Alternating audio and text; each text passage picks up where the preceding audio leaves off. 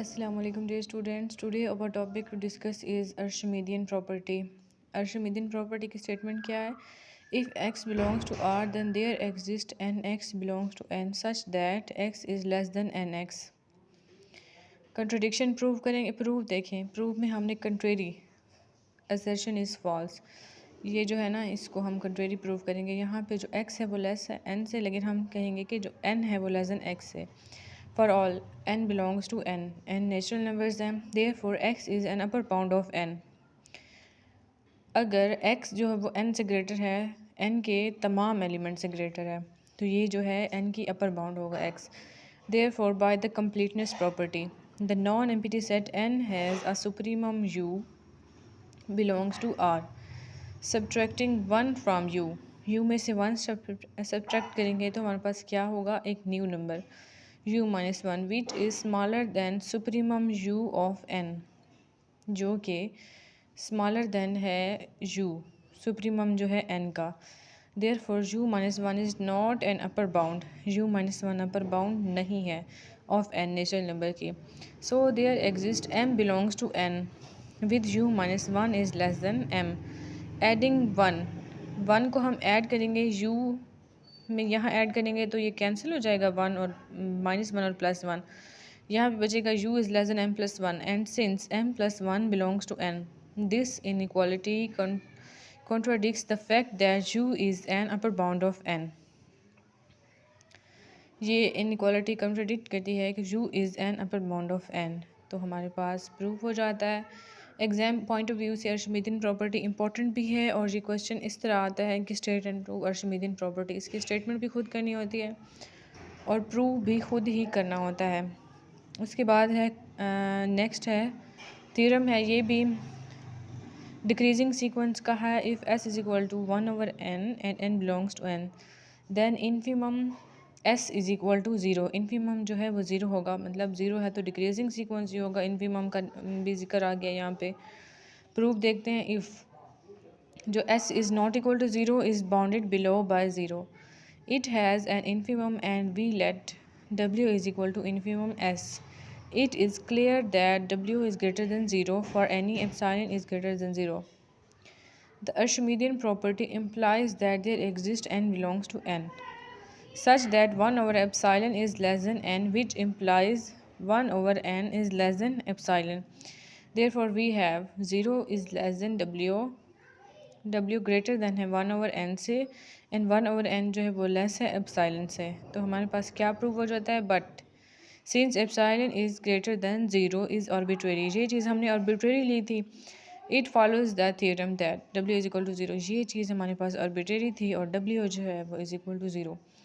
यही चीज़ हमने प्रूव करनी थी. नेक्स्ट देखें. If t is greater than 0 there exist n.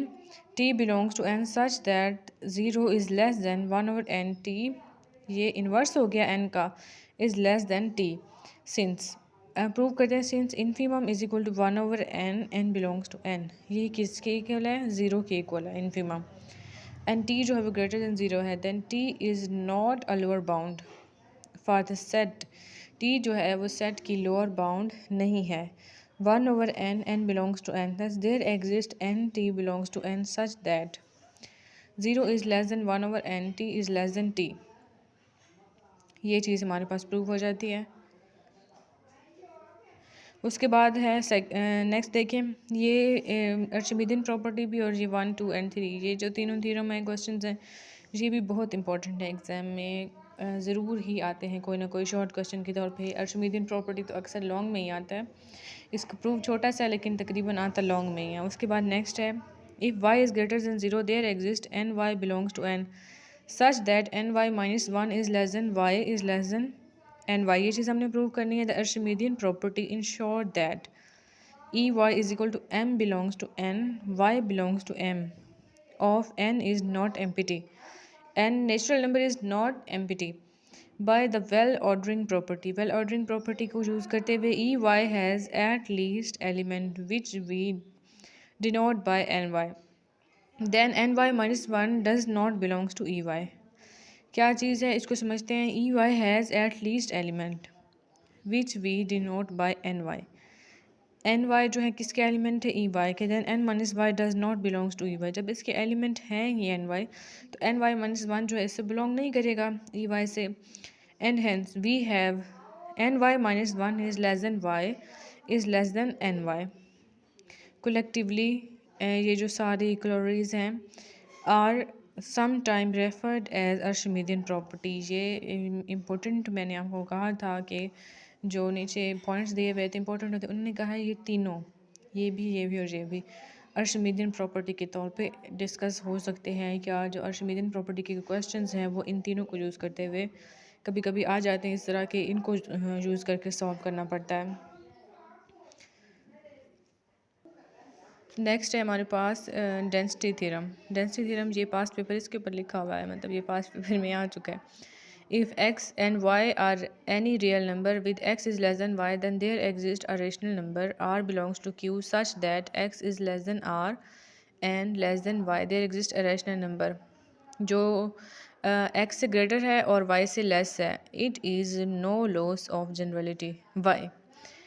To assume that x is greater than 0, since y minus x is greater than 0, it follows from corollary 2.4.5 पीछे हमने discuss किया है that there exists n belongs to n such that 1 over n जो है इसका inverse n का वो less है y minus x से।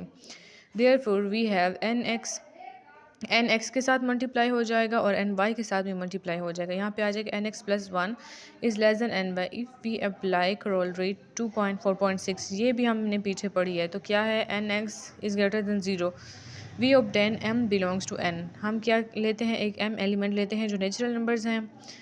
With M minus one is less than N X is less than M, therefore M is less than N X is less than N Y when nx is less than m is less than ny। nx is less than m जो है वो centre में आ जाएगा, जो n plus one है वो greater है, but जो nx सिंपली होगा वो इससे लेस होगा। Thus the rational number r is equal to, मतलब आप देखें इसको हम अगर n से डिवाइड करते हैं तो क्या होगा, इधर से भी n कैंसिल हो जाए x के साथ से भी, और इधर डिवाइड हो जाएगा m n is less then y, और m डिवाइडेड बाई n जो है इसको हम कह देते हैं कि वो इज़ इक्वल्स टू r है, सेटिस्फाइड। r रेशनल नंबर है जो हमारे पास ये जो इसकी कंडीशन थी वो सेटिस्फाई हो जाती है।